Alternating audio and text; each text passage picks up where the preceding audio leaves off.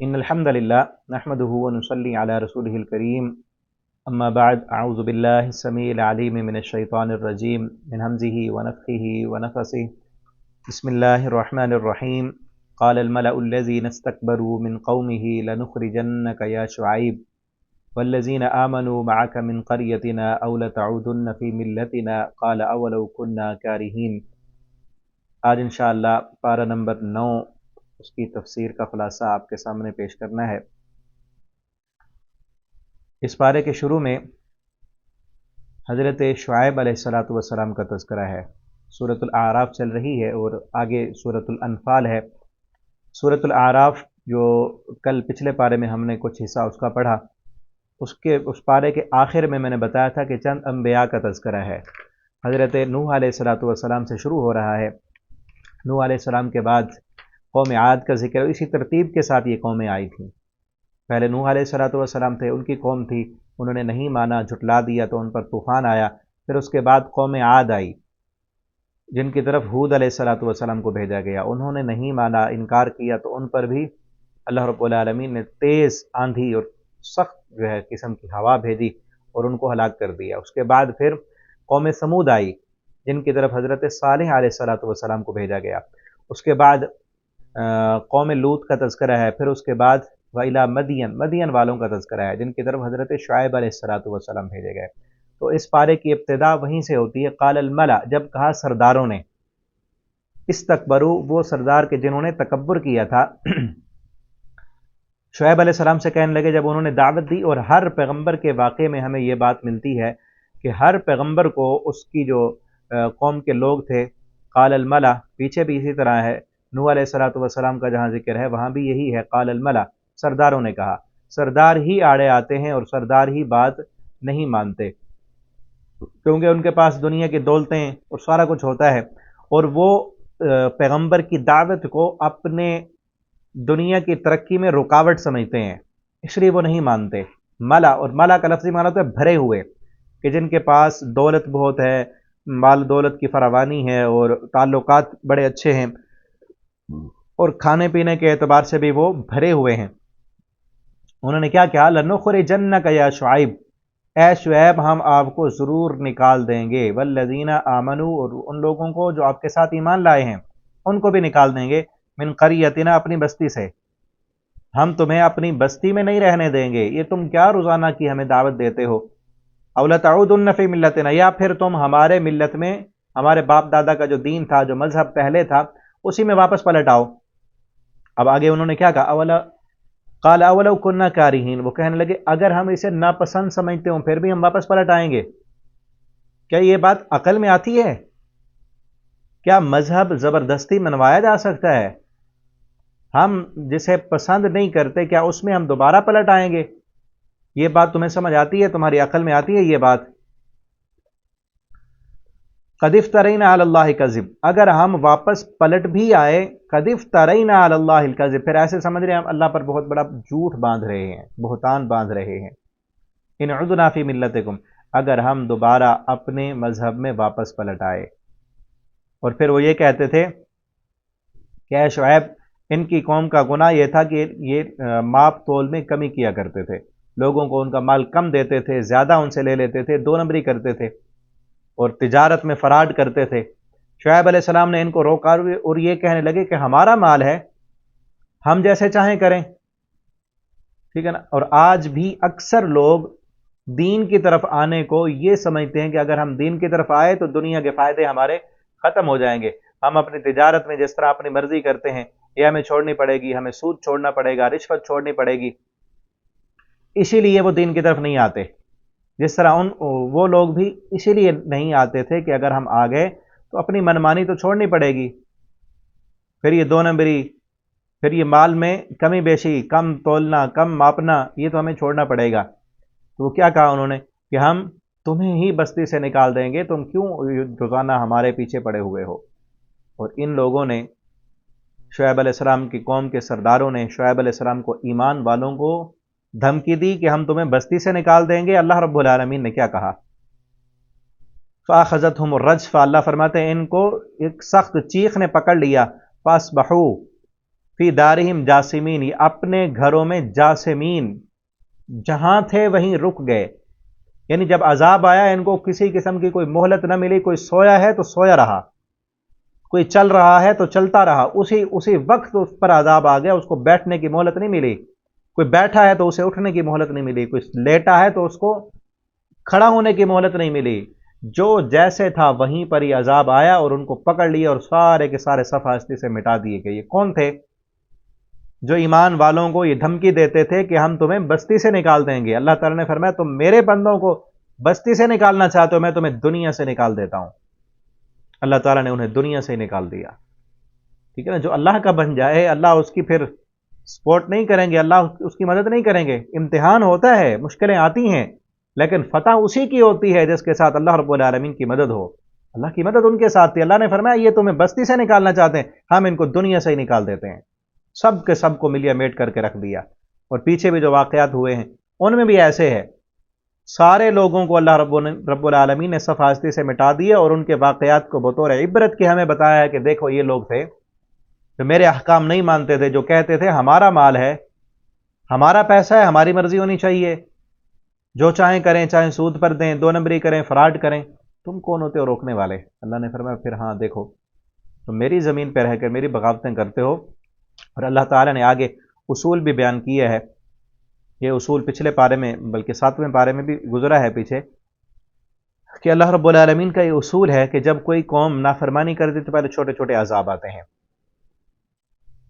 और फिर वमा अरसलना फ़ी क़रियतिन मिन नबिय्यिन इल्ला अख़ज़ना अहलहा, जब भी हम किसी बस्ती में कोई रसूल भेजते हैं तो अगर वो रसूल की बात न माने, नाफरमानी करे, अख़ज़ना अहलहा बिलबअसाई, हम पकड़ लेते हैं उसके रहने वालों को बिलबअसा, तंगी के साथ, वज़्ज़र्रा, तकलीफ़ों के साथ, माल और दौलत में कमी देते हैं, और जान में जो है तकलीफ़ें, मुसीबतें और बीमारियां और तरह तरह के अजाब वो आते हैं। लअल्लहुम यज़्ज़र्राऊन, किस लिए? ताकि वो गिड़गिड़ाएं, वो रोएं, वो अल्लाह की तरफ पलट आएं, अपने गुनाहों की माफ़ी मांग लें।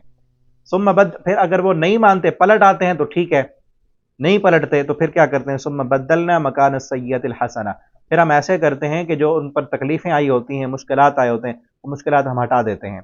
मकान सय्यतिल हसना, बुराई की जगह हम नेकी लेके आते हैं, तंग दस्ती की जगह पर हम खुशहाली लेकर आते हैं। हत्ता आफ़ौ वक़ालू, यहाँ तक कि वो भूल जाते हैं, उन पर जो तकलीफ़ें आई होती हैं वो तकलीफ़ों का दौर भूल जाते हैं। और क्या कहते हैं? मस्सा आबाना ज़र्रा वस्सर्रा, हमारे बाप दादा पर भी इस तरह कभी खुशहालियाँ आती थीं, कभी तंग दस्तियाँ आती थीं। ये तो ज़माने का फेर है, ये तो दुनिया में होता रहता है, कभी ऊंच नीच आती रहती है, कभी तकलीफ़ें आती हैं, कभी खुशहालियाँ आती हैं, कभी खुशी आती है, कभी गम आता है, तो ये तो होता रहता है।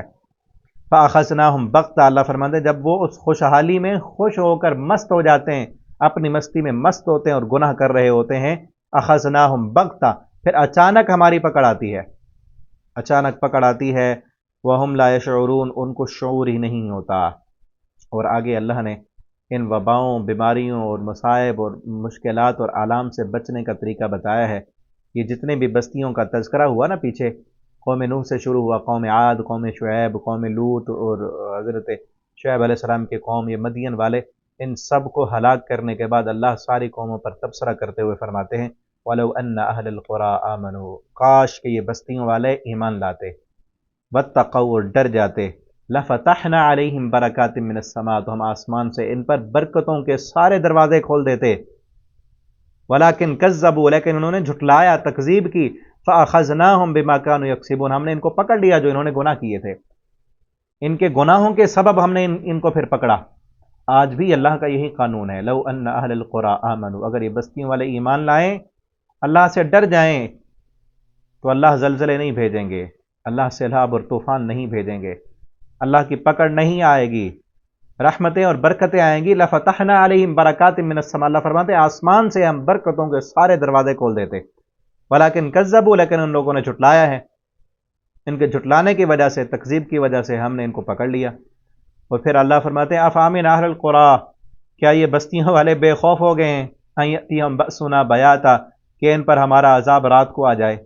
जब ये नाफरमानी और बगावतें करके, गाने सुन के, मोबाइल और नेट का गंदा इस्तेमाल करके, शराबें पीकर, ज़िना करके रातों को सोए होते हैं, رات کو سوتے ہی ان پر زلزلے کے جھٹکے لگیں اور عمارتیں ان کی گریں اور نیچے دب جائیں، ان کو ڈر نہیں لگتا؟ عوامن اہل القرى، یا کیا یہ بستیوں والے بے خوف ہو گئے ہیں؟ ان یاتیہم بأسنا ضحا، کہ ان کے پاس ہمارا عذاب ضحا کے وقت آ جائے، چاشت کے وقت، جب صبح کی نماز بھی انہوں نے نہیں پڑھی ہوتی اور مرداروں کی طرح یہ سوئے ہوتے ہیں۔ ان یاتیہم بأسنا ضحا، کہ ضحا کے وقت ان پر عذاب آئے، وہم یلعبون، یا یہ کھیل رہے ہوں، کھیل کود میں جب یہ مشغول ہوتے ہیں اس وقت عذاب آ جائے۔ افامنوا مکر اللہ، کیا یہ بے خوف ہو گئے ہیں اللہ کی تدبیروں سے؟ کیا ان کو پتہ نہیں کہ اللہ کی تدبیر ہے؟ پہلے چھوٹے چھوٹے عذاب آتے ہیں، ان کو ہٹا کر اللہ پھر خوشحالیاں دیتے ہیں۔ یہ ڈھیلی رسی ہوتی ہے، ان کو پتہ نہیں یہ اللہ کی تدبیر ہے، اور اسی تدبیر پر، اسی طریقے پر اللہ تعالیٰ قوموں کو پکڑتے ہیں۔ افامنوا مکر اللہ فلا یأمن مکر اللہ الا القوم الخاسرون، اللہ کی تدبیروں سے تو صرف خسارہ پانے والے ہی بے خوف ہوتے ہیں، ورنہ مومن نجات پانے والے وہ ہمیشہ اللہ سے ڈرتے رہتے ہیں، وہ اپنے گناہوں پر اللہ سے معافیاں مانگتے رہتے ہیں، استغفار کرتے رہتے ہیں۔ اللہ تعالیٰ ہمیں استغفار کرنے والا بنا دیں۔ آگے اللہ تعالیٰ نے حضرت موسیٰ علیہ السلام کا تذکرہ کیا ہے۔ اس سورت کے تقریباً آخر تک موسیٰ علیہ السلام کا تفصیلی ذکر ہے۔ پچھلے قوموں پر ایک ایک رکوع پر جو ہے نا ان کا تذکرہ کیا گیا، اور ان پر پھر تفصیلی تبصرہ بھی کیا گیا۔ موسیٰ علیہ السلام کا تذکرہ تفصیلاً ہے یہاں پر، اور ان کا جو مقابلہ ہوا تھا فرعون کے ساتھ اس کو کافی زیادہ اچھے انداز میں بیان کیا گیا ہے یہاں پر، کہ جب پہلے اللہ تعالیٰ نے موسیٰ علیہ السلام کو فرعون کے پاس بھیجا اور عصا، ید بیضا، یہ نشانیاں دی تھیں کہ جب وہ لاٹھی ڈالتے تھے تو وہ سانپ بن جاتی تھی، اپنے ہاتھ کو بغل میں ڈال کر باہر نکالتے تھے وہ چمکنے لگ جاتا تھا۔ یہ اللہ تعالیٰ کی طرف سے معجزے تھے۔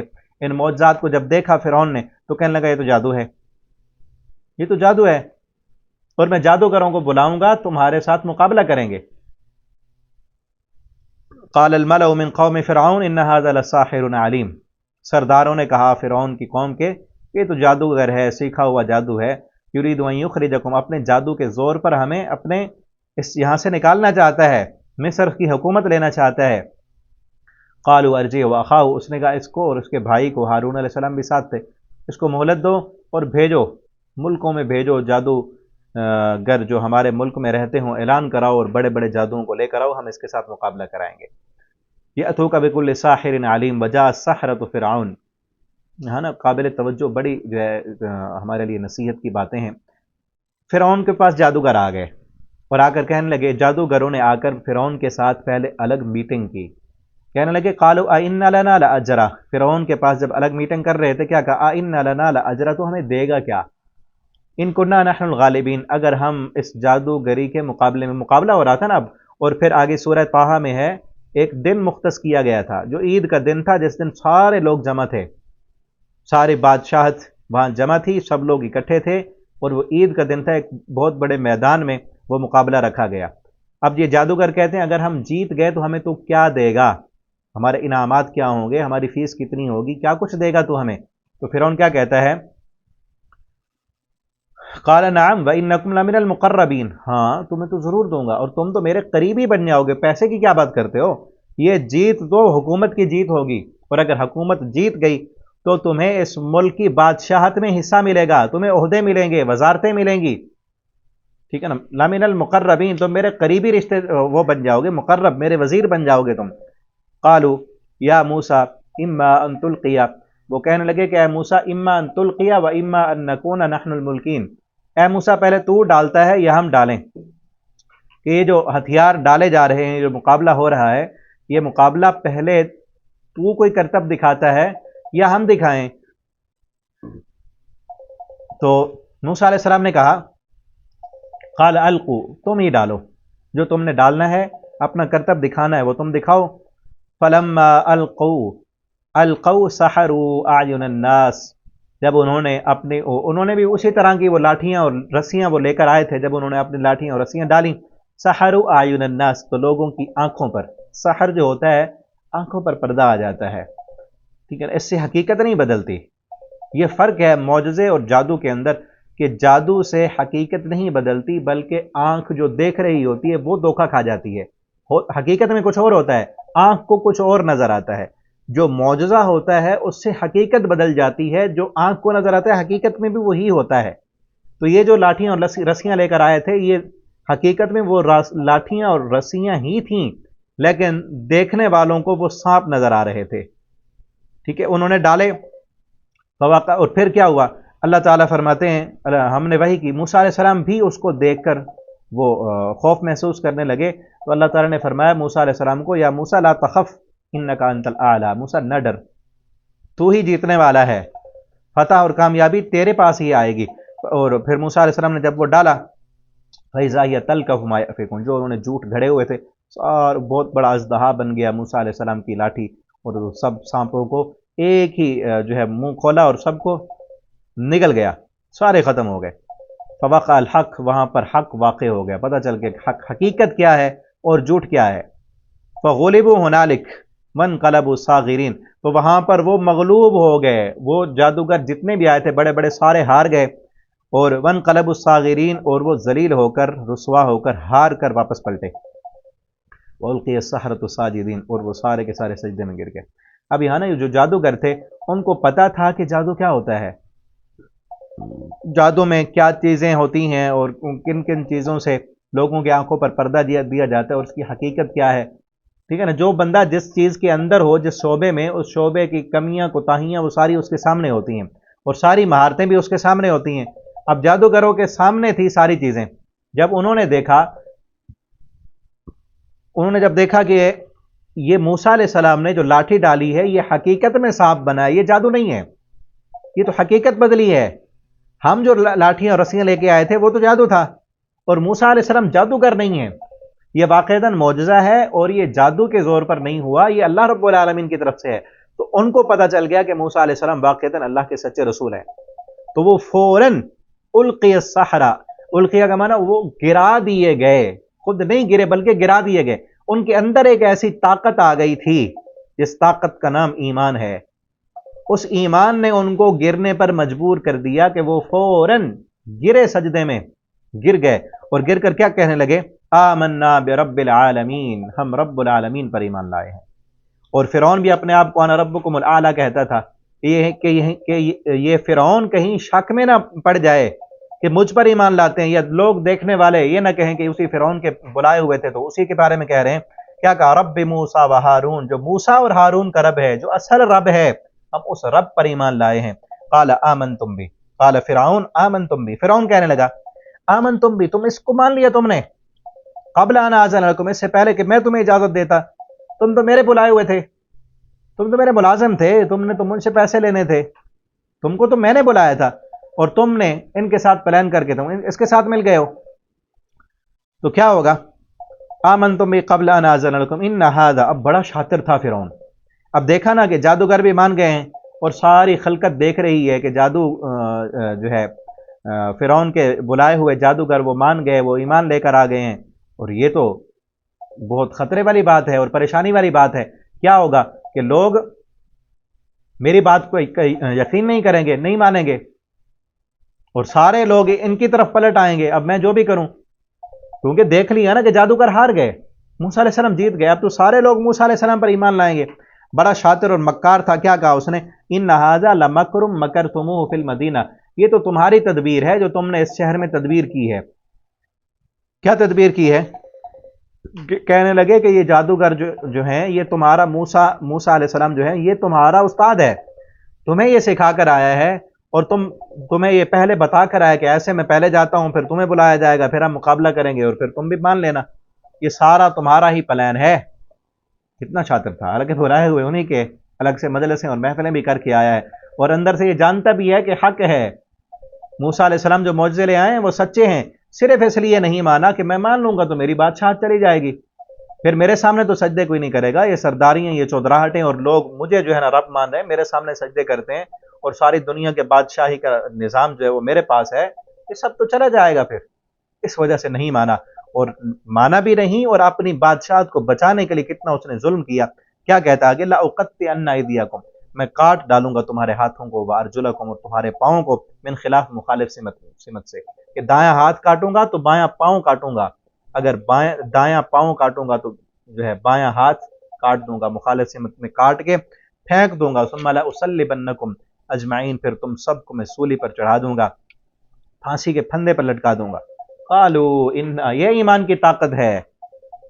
بلکہ اس واقعے کا جو سب سے اصل بات ہے نا وہ یہی ہے کہ ایمان کی طاقت کتنی ہوتی ہے۔ جب یہ جادوگر آئے تھے تو کیا کہتے تھے کہ ہمیں مال کتنا دے گا، پیسے کتنا دے گا، اگر ہم جیت گئے تو ہمارے لیے کیا ہوگا۔ جان کی اس کی فکر تھی، مال کی کہ ہمیں ملے گا کیا۔ لیکن جب ایمان آ گیا تو اب جان تو دور کی، مال تو ملنا تو درکنار کہ مال ملتا ہے یا نہیں ملتا، وہ تو گیا۔ اب ان کو اپنی جان کی بھی فکر نہیں ہے۔ ایمان آنے کے بعد ان کو اب جان کی بھی کوئی فکر نہیں ہے۔ کیا کہتے ہیں؟ قالوا انا الی ربنا منقلبون، ہم تو اب اپنے رب کی طرف پلٹنے والے ہیں۔ قالوا انا الی ربنا منقلبون، ہم تو اپنے رب کی طرف لوٹنے والے ہیں۔ وما تنقم منا الا ان آمنا بآیات ربنا، تو ہم سے صرف اس بات کا انتقام لیتا ہے کہ ہم اپنے رب پر ایمان لائے ہیں۔ لما جاءتنا، جب ہمارے پاس وہ آ گیا حق، انا الی ربنا منقلب، ہم اپنے رب کی طرف لوٹنے والے ہیں۔ لا ضیر، کوئی پرواہ نہیں ہے ہمیں، تو ہمیں کاٹ، ہمارے ہاتھ پاؤں کاٹ، ہمیں سولیوں پر چڑھا دے، جو مرضی کر دے، ہمیں کوئی پرواہ نہیں ہے۔ اور کیا کہا انہوں نے؟ دعا مانگی، ربنا افرغ علینا صبرا، اے اللہ ہم پر صبر کو انڈیل دے۔ افرغ کا مطلب ہے انڈیل دے، کہ گلاس میں پانی پڑا ہے نا، اس کو آپ بہا دو کسی پر، ایک رومال پر اس پانی کو بہا دو تو وہ رومال سارا بھیگ جائے گا پانی میں، کہ اللہ اس طرح صبر ہمارے اوپر انڈیل دے کہ صبر میں ہم بھیگ جائیں۔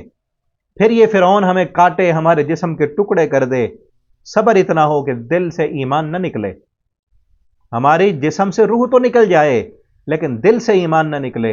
ان کو اب ایمان کی فکر تھی۔ ایمان اتنی بڑی طاقت ہے کہ جب آئے تھے تو مال کی فکر تھی، پوچھ رہے تھے کیا دے گا تو ہمیں، لیکن جب ایمان دل میں آ گیا تو دولت تو گئی بھاڑ میں، اس کی تو اب کوئی ضرورت ہی نہیں۔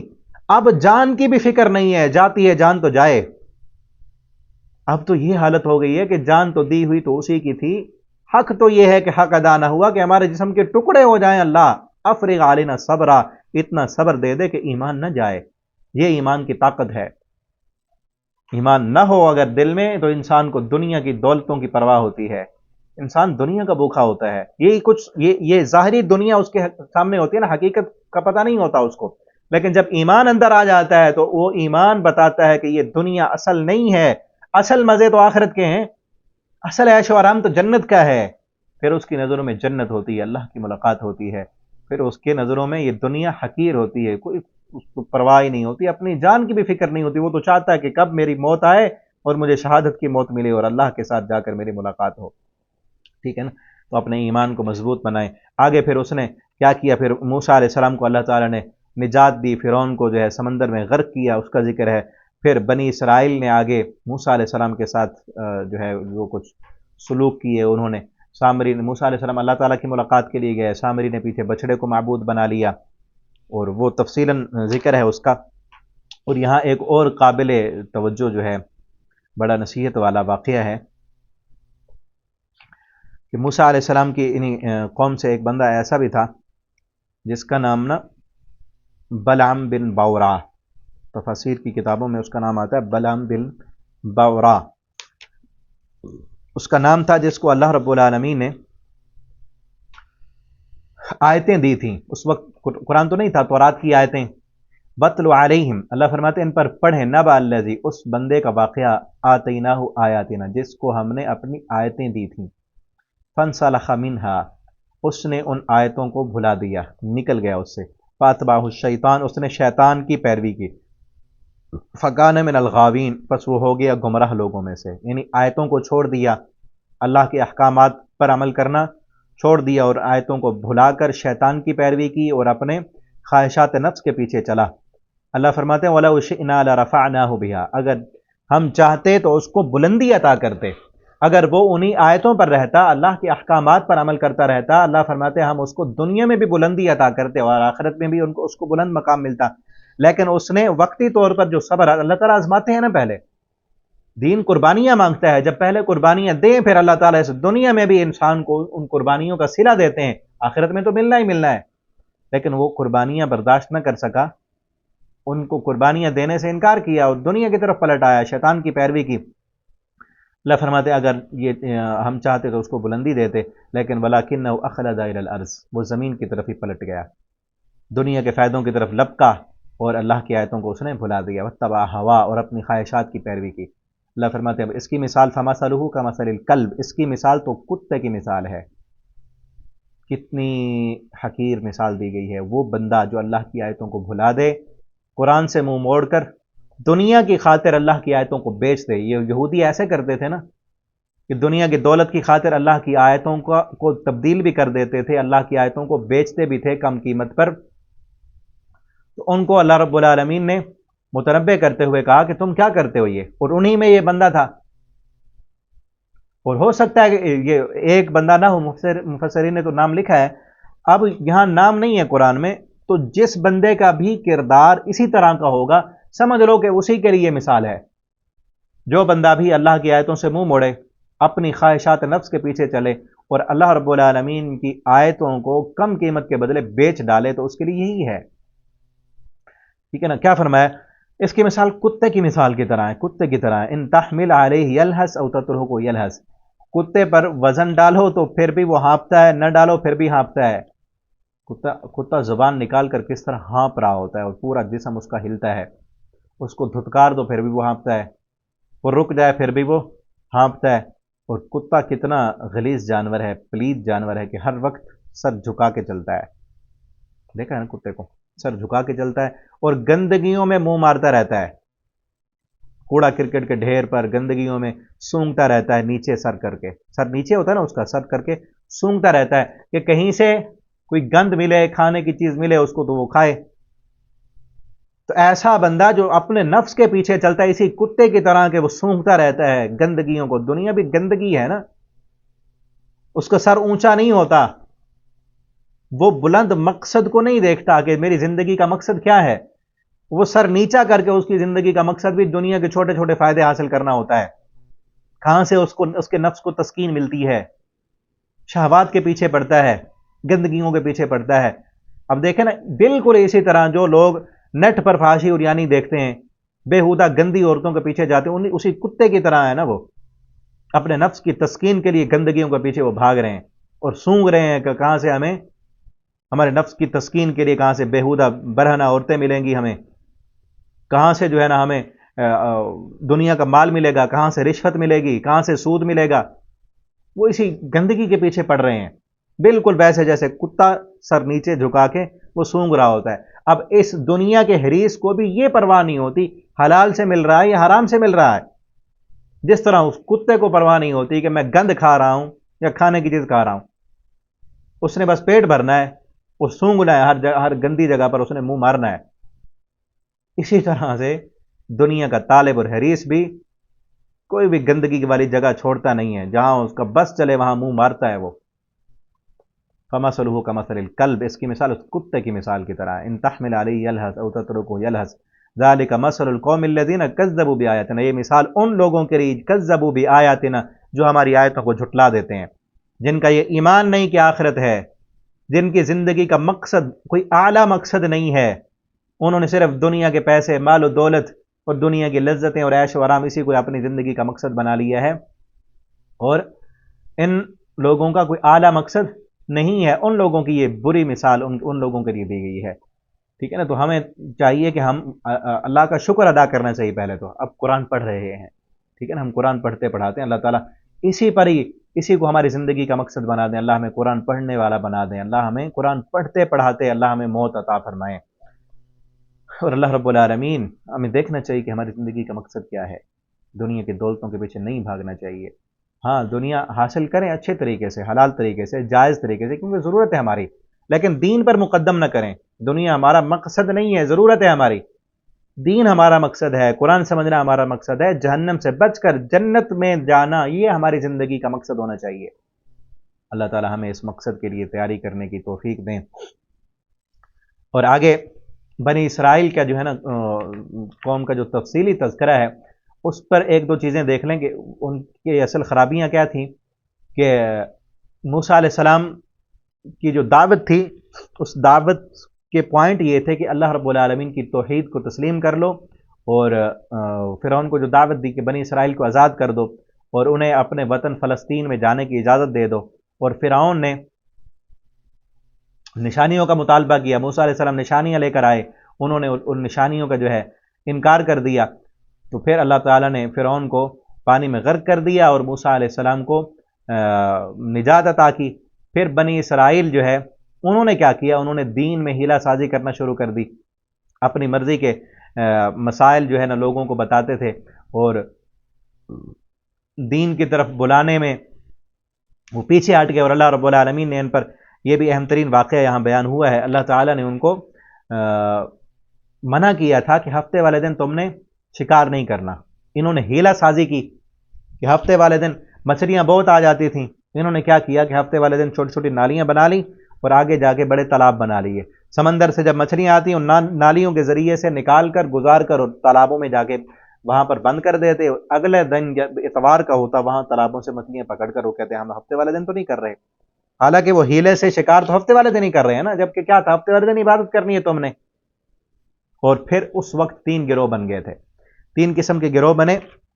ایک وہ تھے جو ان کو روکا کرتے تھے کہ تم یہ کام نہ کرو، یہ اللہ کی نافرمانی کا کام ہے۔ دوسرے وہ تھے جو ان کو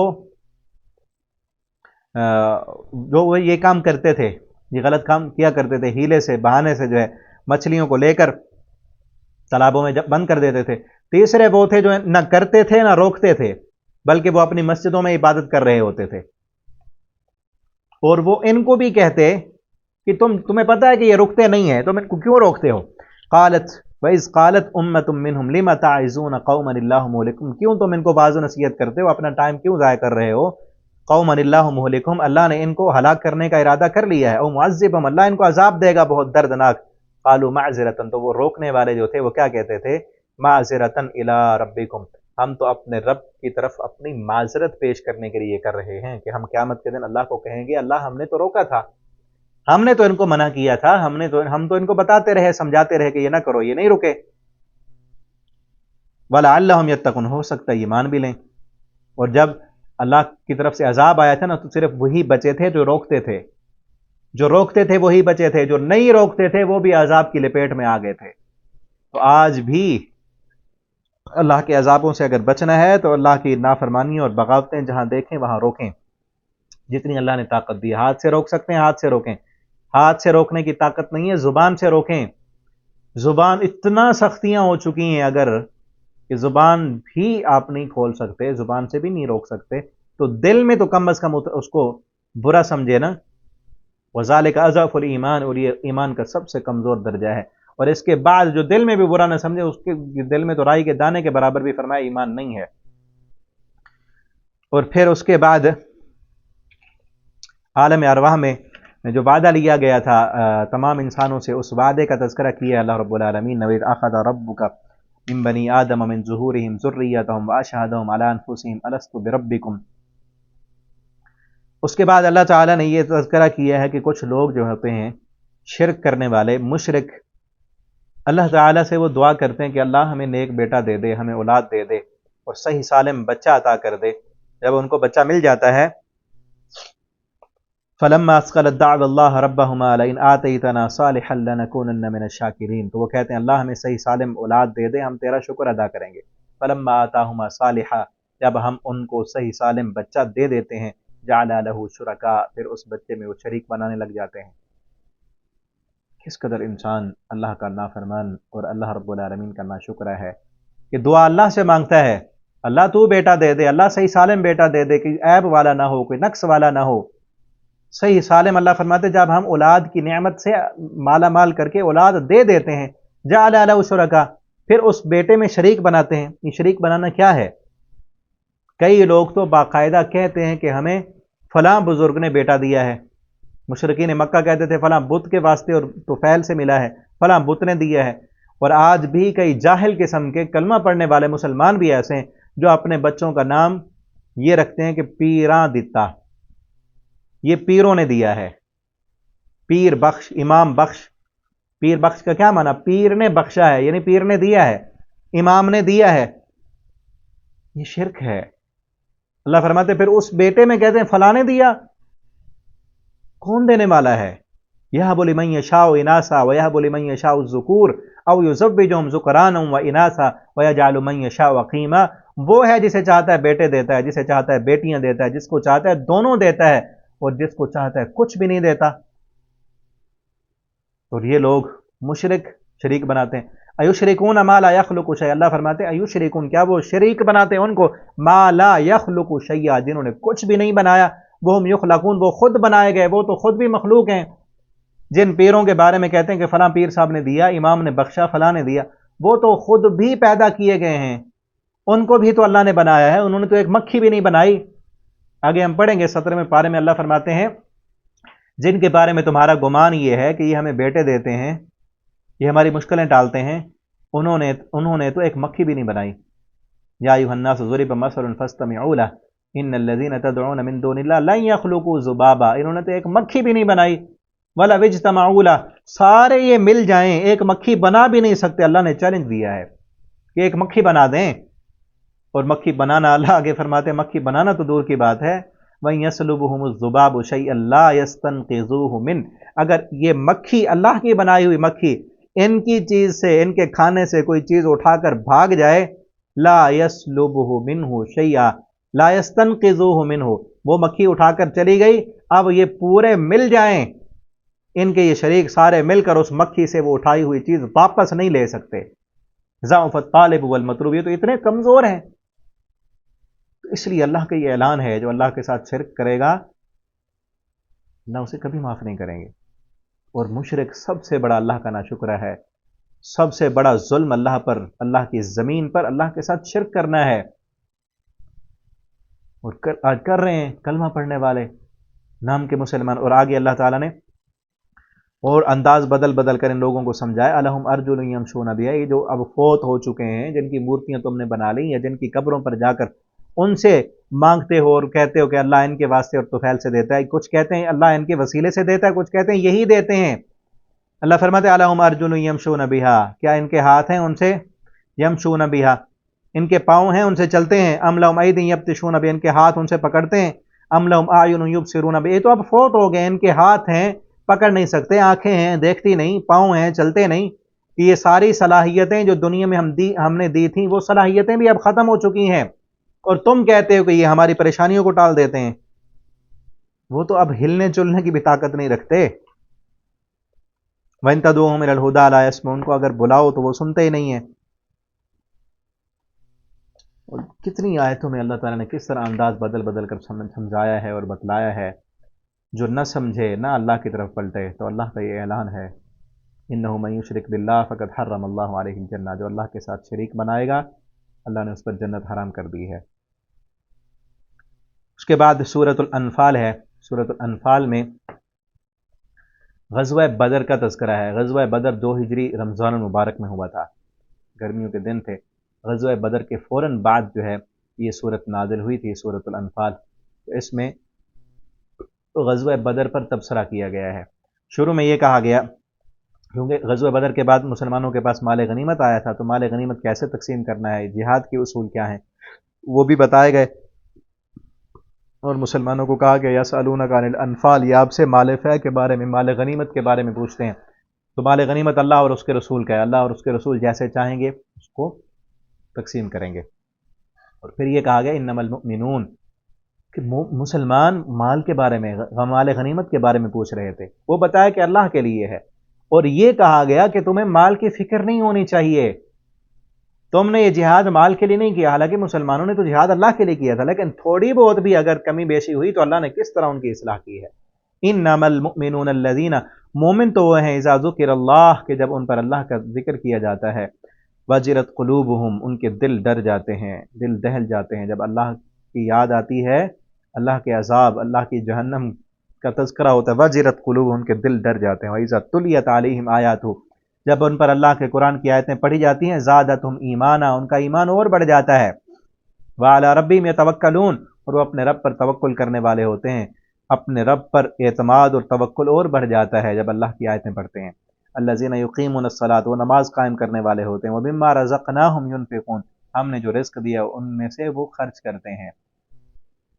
غزوہ بدر اصل اس لیے ہوا تھا، اس کا پس منظر دیکھ لیں کہ آج کئی لوگ کہتے ہیں اسلام طاقت کے زور پر پھیلا ہے، اسلام اخلاق کے زور پر پھیلا ہے، اسلام تو امن کا درس دیتا ہے، اسلام امن، سکون، سلامتی کا درس دیتا ہے، ہر کسی کو جنگ سے روکنے کا حکم دیتا ہے، اور اسلام نے جو جنگیں لڑی ہیں این جو ہے اس جنگ کے بغیر کوئی چارہ ہی نہیں تھا تب جا کے لڑی ہیں، اور ان جنگوں میں بھی رسول اللہ صلی اللہ علیہ وسلم نے یہ کہا ہے کہ کسی جو ہتھیار ڈال دے اس کو قتل نہیں کرنا، کسی عورت کو نہیں مارنا، بوڑھے کو نہیں مارنا، فصلوں کا نقصان نہیں کرنا، عورتوں کو پر ہتھیار تم نے نہیں اٹھانا، ٹھیک ہے نا، جو ہتھیار اٹھا کر لڑنے کے لیے اس کے ساتھ لڑنا ہے۔ اب اسی جنگ کو لے لیں تو مسلمانوں پر کتنا ظلم ہوتا تھا، یہی جنگ بدر جو ہے کتنا ظلم، اس سے پہلے جب مکہ میں تھے کتنا ظلم کرتے تھے، نماز نہیں پڑھنے دیتے تھے، اونٹ کی اوجریاں نبی صلی اللہ علیہ وسلم پر ڈالتے تھے، صحابہ کرام کو تپتے انگاروں پر انہوں نے لٹایا، حتیٰ کہ اس قدر ناک کا تنگ کیا مسلمانوں کا کہ مسلمانوں کو وہ مکہ چھوڑنے پر مجبور کر دیا۔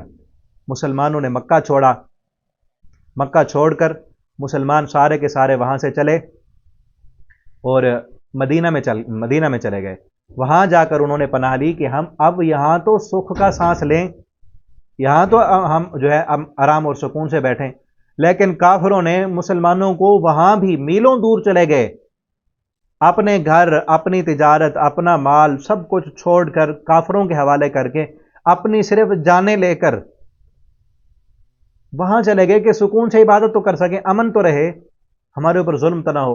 اور یہ کافر اتنے ضدی، اتنے حسد اور اتنے دشمنی کہ مدینہ میں بھی مسلمانوں کو سکون سے نہیں بیٹھنے دیا۔ وہ مدینہ میں پہنچ گئے، یہ پیچھے سے تیاریاں کر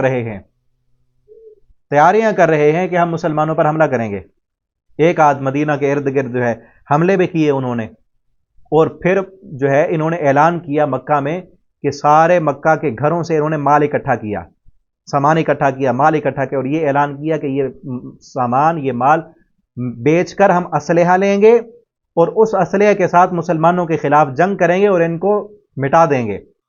وہ سارا مال لے کر شام میں گئے، وہاں سے یہ جنگ کا سامان لے کر واپس آ رہے تھے، جنگ کا سامان لے کر واپس آ رہے تھے۔ مسلمانوں کو پتہ چلا کہ اس طرح یہ جنگ کا سامان اکٹھا کر رہے ہیں اور ہم سے لڑیں گے۔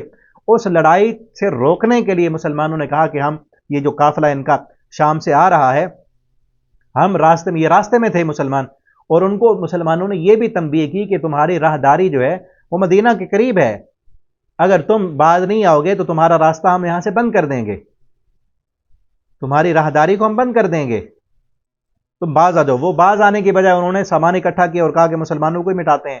تو جب ان کا قافلہ سامان لے کر شام سے واپس آ رہا تھا، نبی صلی اللہ علیہ وسلم نے پلان بنایا کہ ہم ان کے اس قافلے پر حملہ کر کے ان سے جو سامان ہے، یہ جو ہتھیار ہیں جنگ کے لیے انہوں نے اکٹھا کیا ہوا سامان ہے، یہ ہم ان سے چھین لیتے ہیں تاکہ یہ لڑ ہی نہ سکیں ہم سے، سامان ہی نہیں رہے گا تو جنگ نہیں ہوگی۔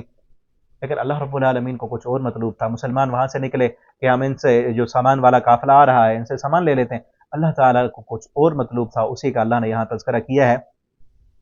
اذ یعدکم اللہ، جب اللہ نے تم سے وعدہ کیا، احد الطائفتین انہا لکم، کہ دو قافلوں میں سے ایک قافلہ تمہیں ملے گا، ان غیر ذات الشوکۃ تکون لکم، ان میں سے ایک قافلہ۔ اب دو قافلے کون سے تھے؟ ایک تو وہی قافلہ جو شام سے سامان تجارت لے کر، جنگ کا سامان لے کر وہ کافروں کا قافلہ آ رہا تھا، جس کے پاس سامان تو بہت تھا لیکن لوگ کم تھے۔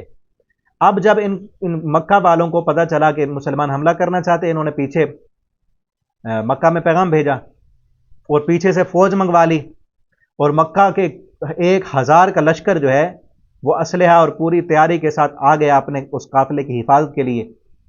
جب وہ قافلہ آیا، وہ ادھر سے آ رہے تھے، یہ مدینہ سے جا رہے تھے، انہوں نے راستہ بدل لیا اور راستہ لے کر چلے گئے، اور مسلمان بدر کے میدان میں آ گئے، اور ان کا جو ہے سامنا اس لشکر سے ہوا جو اسلحہ لے کر پوری تیاری کے ساتھ، جنگ کی تیاری کے ساتھ آ رہا تھا۔ اس کے ساتھ اللہ رب العالمین نے ایک میدان میں اکٹھا کر دیا، اور اسی کا ذکر ہے کہ مسلمان چاہتے تھے کہ ہمیں وہ قافلہ ملے جس کے پاس سامان ہے، جو شام سے آ رہا ہے، اور اللہ نے اس قافلے سے ملا دیا جو طاقتور تھا اور 1000 کا لشکر تھا اور جنگ کی تیاری کر کے آ رہے تھے۔ کیوں؟ وَيُرِيدُ اللَّهُ أَن يُحِقَّ الْحَقَّ بِكَلِمَاتِهِ وَيَقْطَعَ دَابِرَ الْكَافِرِينَ، اللہ یہ چاہتے تھے کہ اپنے کلمے کو حق ثابت کر دیں، اللہ حق کو حق دکھانا چاہتے تھے، اللہ چاہتے تھے کہ اب وہ دور ختم کر دیں کہ جس دور میں اسلام مظلوم تھا، اسلام نیچے تھا، کافروں کے پاس طاقت تھی۔ اب ہم واضح کر کے دکھا دیں کہ طاقتور اصل کون ہے، زمین میں بادشاہ اب کس کی آنے والی ہے، اب حکومت کس کی چلے گی۔ اب وہ دور گئے جب تم مسلمانوں کو مارا کرتے تھے، پیٹا کرتے تھے، ظلم و زیادتیاں ان پر ہوا کرتی تھیں۔ اللہ اب اس دور کو بدلنا چاہتے تھے، اللہ تعالیٰ نے مقابلہ کرا دیا۔ اور اس وقت پھر کیا ہوا، 313 جب گھر سے نکلے تھے تو جنگ کے لیے تو نہیں نکلے تھے نا۔ اب دیکھیں نا، ذہنی طور پر بھی اگر کوئی بندہ تیار ہو تو پھر بھی کچھ اس کے اندر طاقت آ جاتی ہے، ذہنی طور پر ہی تیار نہیں تھے مسلمان، لیکن اچانک اللہ تعالیٰ نے ملوا دیا۔ پھر اللہ تعالیٰ نے ذہنی طور پر چونکہ تیار نہیں تھے اور گھبرا گئے، مسلمان انسان ہے، اللہ تعالیٰ فرماتے ہیں ہم نے اذ یغشیکم النعاس، ہم نے تم پر اونگ نازل کی۔ اللہ نے اتنا اطمینان اور سکون دیا کہ مسلمانوں کو وہاں بدر کے میدان میں نیند آنے لگی، اتنا سکون دیا۔ اللہ تعالیٰ نے فرشتوں کو نازل کیا مدد کے لیے، 1000 کا لشکر جو ہے فرشتوں کا اللہ تعالیٰ نے آسمان سے نازل کیا، اور نبی کریم صلی اللہ علیہ وسلم نے وہاں پر دعائیں کی، بدر کے میدان میں سر رکھ کر اب صلی اللہ علیہ وسلم نے رو رو کر دعائیں کی، اللہ تعالیٰ نے فرشتے نازل کیے، پھر بارش نازل کی۔ مسلمان پہلے جب گئے تھے، مسلمان جس جگہ پہلے کافر آ کر انہوں نے پڑاؤ کر لیا، چشموں پر قبضہ کر لیا، اور جو صحیح زمین تھی، صاف جو سیدھی زمین تھی، وہاں پر آ کر انہوں نے پڑاؤ کر لیا، اور جو ریتلا علاقہ تھا، ریتلی زمین تھی، وہ مسلمانوں کے حصے میں آئی۔ اب اللہ نے بارش برسائی، جو صاف زمین تھی وہاں جب بارش برسی تو پھسلن بن گئی وہاں پر، اور ریتلی زمین پر بارش برسی تو بڑا سکون، وہاں پر جو ہے قدم جمنے لگے اور وہ جگہ سیدھی ہو گئی۔ تو ایک یہ اللہ تعالیٰ نے مدد کی، اور دوسرا یہ کیا کہ کافروں کے دلوں میں مسلمانوں کا رعب پیدا کر دیا۔ کافر مسلمان اصل 313 تھے، لیکن کافر جب دیکھتے تھے، کافروں کی نظروں میں اللہ نے مسلمانوں کو زیادہ کر دیا، اور کافر زیادہ تھے، اللہ نے مسلمانوں کی نظروں میں کافروں کو کم کر دیا، تاکہ مسلمانوں کا جذبہ بڑھ جائے اور کافروں کے حوصلے اور کافروں کی ہمت پست ہو جائے، اور اللہ نے کافروں کے دلوں پر مسلمانوں کا رعب پیدا کر دیا، اور اللہ نے یہ اعلان کیا فَضْرِبُوا فَوْقَ الْأَعْنَاقِ، اب مارو ان کو۔ پھر جنگ ہوئی، اور جنگ اس اسلام بلکہ پوری دنیا کی تاریخ کی انوکھی جنگ تھی، کہ جب 313 جن کو کوئی نہیں جو بیمار تھے، جن میں کمزور تھے، بوڑھے تھے، وہ سب ملے تھے تو 313 بنے تھے، جن کو دنیا انتظار کر رہی تھی کہ تو اب مارے جائیں گے۔ منافق دیکھ رہے تھے کہ مسلمان اب صفحہ ہستی سے مٹ جائیں گے، لیکن دنیا نے دیکھا کہ ایمان کی طاقت والے جیت گئے، اور اسلحہ اور اپنے ہمت اور طاقت اور اپنے افرادی قوت ناز والے وہ گئے۔ یہ تو کافر تو وہاں سے مکہ سے ناچنے والی عورتیں لے کے آئے تھے، شباب و کباب کی محفلیں کرنے کے لیے، کہ مسلمانوں کا خاتمہ کر کے ہم وہاں جو ہے جشن منائیں گے، جشن کا سامان لے کے آئے تھے، لیکن کیسی منہ کی کھانے پڑی، 70 ان کے مارے گئے، 70 کو مسلمانوں نے قیدی بنا لیا، اور باقی جان بچا کر بھاگ نکلے، باقی بھاگ گئے، ٹھیک ہے نا۔ تو اللہ تعالیٰ نے یہاں پر پھر جنگ کے اصول بھی بیان کیے، یا ایھا الذین آمنوا اذا لقیتم الذین کفروا، اے ایمان والو جب کافروں سے جنگ کے میدان میں ملو، فلا تولوہم الادبار، تو پیٹھ پھیر کر بھاگنا نہیں ہے، جان دے دینی ہے، پیٹھ پھیر کر نہیں بھاگنا۔ یہ میدان جہاد کا اصول ہے کہ سینے پر گولی کھانی ہے، اگر تم جا رہے ہو تو جاؤ، ہاں اس لیے تم واپس آ سکتے ہو کہ اکیلے ہو گئے ہو یا پھنس رہے ہو، پیچھے آؤ اپنے ساتھیوں کے ساتھ مل کر اور کاروائی کرنے کے لیے تم پھر جاؤ۔ اگر صرف جان بچانے کی غرض سے تم پیچھے پلٹو گے، وَمَن يُوَلِّهِمْ يَوْمَئِذٍ دُبُرَهُ، جو بندہ پیچھے پلٹے گا، الا متحرفا للقتال، جنگ کی چال کے لیے پیچھے پلٹنے والا، اور متحیزا الی فئہ، یا اپنے جماعت سے ملنے والا، وہ تو ٹھیک ہے، ورنہ اگر ایسے کوئی صرف جان بچانے کے لیے پیچھے بھاگا، فقط باء بغضب من اللہ، وہ اللہ کے غضب سے لوٹے گا، ومأواہم جہنم، اس کا ٹھکانہ جہنم ہے، ٹھیک ہے نا۔ یہ صبر ہے، یہ جان تو اللہ کے لیے ہے نا، آپ تو آ گئے ہو لے کر، پھر جب جان جانے کی باری ہے تم پیچھے پلٹ آؤ، یہ نہیں کرنا۔ جان دو اللہ کے لیے، دو گے تو اللہ تعالیٰ تمہیں مرتے ہی فوراً جنتوں میں داخل کر دیں گے۔ اور پھر اللہ تعالیٰ نے یہ بھی کہا فَلَمْ تَقْتُلُوهُمْ وَلَكِنَّ اللَّهَ قَتَلَهُمْ، اس میدان میں، اس جنگ میں، فَلَمْ تَقْتُلُوهُمْ، تم نہیں مار رہے تھے ان کو، وَلَكِنَّ اللَّهَ قَتَلَهُمْ، اللہ نے ان کو قتل کیا ہے۔ وَمَا رَمَيْتَ إِذْ رَمَيْتَ وَلَكِنَّ اللَّهَ رَمَى، جب آپ مار رہے تھے اور جب بھی آپ نے مارا، وَلَكِنَّ اللَّهَ رَمَى، لیکن اللہ نے مارا۔ بعض یہاں سے وہ بھی کہتے ہیں کہ یہ آیت اس لیے جب آپ صلی اللہ علیہ وسلم ہجرت کر کے نکل رہے تھے اور آپ نے ایک مٹھی ریت کی اٹھا کر ماری تھی، اللہ نے اس مٹھی ریت کو آندھی بنا دیا اور کافروں کی آنکھوں میں ڈال دیا تھا۔ اور اس میدان بدر میں بھی ہے کہ آپ صلی اللہ علیہ وسلم نے ریت اٹھائی اور اس کو ایسے پھینکا تو اللہ تعالیٰ نے اس کو بھی آندھی بنا کر काफिरों की आंखों में डाल दिया। आगे ये कहा गया काफिरों से कि अब तो हार गए हो ना तुम, अब तुम हार गए हो, और याद रखो अगर तुम पलट आओ, तौबा कर लो और अपनी शरारतों से बाज आ जाओ तो ठीक है, लेकिन अगर तुम वापस पलटे तो याद रखो तुम्हारा हशर दोबारा हम फिर भी तैयार हैं। ये नहीं है कि तुम ये ना समझो कि एक ही दफा अचानक से तुम हम हार गए हैं, मुसलमान जीत गए हैं, आगे नहीं जीत सकते। अगर तुम दोबारा पलटोगे तो हम भी पलटेंगे। तुमने दोबारा शरारतें की, अल्लाह फरमाते हमारी मदद इसी तरह फिर से मुसलमानों के साथ होगी, लेकिन उन्हें फिर शरारतें की, ओहद में फिर मार पड़ी, खंदक में फिर पड़ी, हत्ता कि जब फतह मक्का हुआ, फतह मक्का तक ये शरारतें करते रहे। मक्का फतह हुआ और बैतुल्लाह को बुतों से पाक किया गया और इस्लाम का झंडा पूरे अरब पर लहराया गया। और अल्लाह ने क्या कहा, लियमीज़ अल्लाहुल खबीस मिनत तय्यब, अल्लाह पाक करना चाहते हैं खबीसों को पाक से। ये जो खबीस मिले हुए हैं तुम्हारे अंदर, वयजअल खबीस बअदहु अला बअद फयरकुमहु जमीआ, फिर खबीस को खबीस पर मार कर अल्लाह इन सबको जहन्नम में इकट्ठा कर देगा। कुल लिल्लज़ीना कफरू, इन काफिरों से कह दो, इन यंतहु युगफर लहुम मा कद सलफ, अगर अभी भी तुम्हारे पास वक्त है पलट आओ, अल्लाह तुम्हारे साहब गुनाहों को माफ कर देंगे। वहीं यऊदू, अगर तुम वापस पलटे दोबारा शरारतें की, फ़क़द मज़त सुन्नतुल अव्वलीन, तो पहले लोगों के तरीके गुजर चुके हैं। पीछे सूरह आराफ गुजरी है ना, वो उतरने में भी पहले है कि जिस तरह तुम पढ़ चुके हो सूरह आराफ में, कौम आद के साथ, कौम समूद के साथ, सालेह की कौम के साथ और फिरौनियों के साथ क्या हुआ था, ये तो पहले अल्लाह का तरीका गुजर चुका है। तुमने दोबारा शरारतें की, तुम्हारे साथ भी वैसे ही होगा। वक़ातिलूहुम, और मुसलमानों से कहा गया वक़ातिलूहुम हत्ता ला तकूना फितना, तुम क़िताल करते रहो, लड़ाई करो यहां तक इस जमीन पर कोई फितना बाकी न रहे। ठीक है ना। इस आयत तो सिर्फ इस आयत को लेते हैं और काफिर कहते हैं देखो मुसलमान जो है, इस्लाम कुरान जो है वो क़िताल करने का हुक्म देता है। तो पीछे पूरी तारीख तो पढ़ो ना, कब हुक्म दिया। मैंने अभी बताया ना, ग़ज़वा बदर का पस मंजर क्या था। शरारतें तो वो कर रहे थे, मुसलमानों को घरों से निकालकर सैकड़ों मील दूर जाकर भी सुख का सांस नहीं लेने दिया, फिर भी उनको मारने के लिए, शरारतों के लिए वो तैयार थे। अब कहा गया कि अब ऐसे फितनों का सिर्फ उसके खिलाफ इस्लाम जिहाद की इजाजत देता है कि जो खुद भी सुकून से नहीं रहता और अल्लाह के निज़ाम, अल्लाह के कानून के मुकाबले में रुकावट बनता है। जो मुसलमान होता है उसको मुसलमान नहीं होने देता, खुद भी बागी हैं और दूसरों को भी बगावत पर उभारते हैं और मुसलमानों के खिलाफ जंग की तैयारी करते हैं, इस्लाम के खिलाफ साजिशें करते हैं। ऐसे लोगों, ये जो फितने हैं ना, अल्लाह, जमीन अल्लाह की, आसमान अल्लाह का, खाते अल्लाह का है, जिस्म अल्लाह का, ताकतें अल्लाह की। अब अल्लाह की दी हुई ताकतों को अल्लाह के कानून के खिलाफ उभारना और उकसाना, खुद भी नाफरमानी करना दूसरों, ये तो फितना है ना बहुत बड़ा। तो उसी के बारे में फरमाया कातिलूहुम, इनसे लड़ो यहां तक कि जमीन पर कोई फितना बाकी न रहे, अमन हो। इस्लाम ने अमन के लिए जंगें की हैं। हत्ता ला तकूना फितना, जमीन पर कोई फितना बाकी न रहे। वयकून अद्दीन कुल्लुहु लिल्लाह, दीन सारे का सारा अल्लाह का हो जाए। और ये नहीं है कि जबरदस्ती उनको मुसलमान बनाना है, नहीं, नहीं बनना, मुसलमान ना बनो, लेकिन इस्लाम के आगे बड़ी ताकत नहीं बनना तुमने। इस्लाम को बड़ा मान लो, अल्लाह की हाकमियत को मान लो, तुमने नहीं बनना मुसलमान, ना बनो, काफिर रहो, लेकिन छोटे बन के रहो, कानून अल्लाह का चलेगा। तुमने अल्लाह के कानून में रुकावट नहीं डालनी, रुकावट डालोगे तो ताकत के जोर पर रोका जाएगा तुम्हें।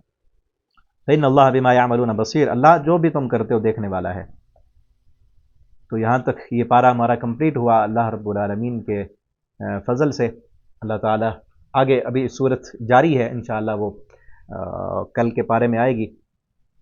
आप इन इसबाग को आगे भी अपने दोस्तों के साथ फेसबुक पर, व्हाट्सएप पर आगे शेयर भी किया करें ताकि आपके लिए सदका जारिया बने। अल्लाह ताला से दुआ है अल्लाह रब्बुल आलमीन हमें कुरान पढ़ने, समझने, इसके मुताबिक ज़िंदगी बसर करने वाला बना दें। आखिर दावाना अल्हम्दुलिल्लाहि रब्बिल आलमीन।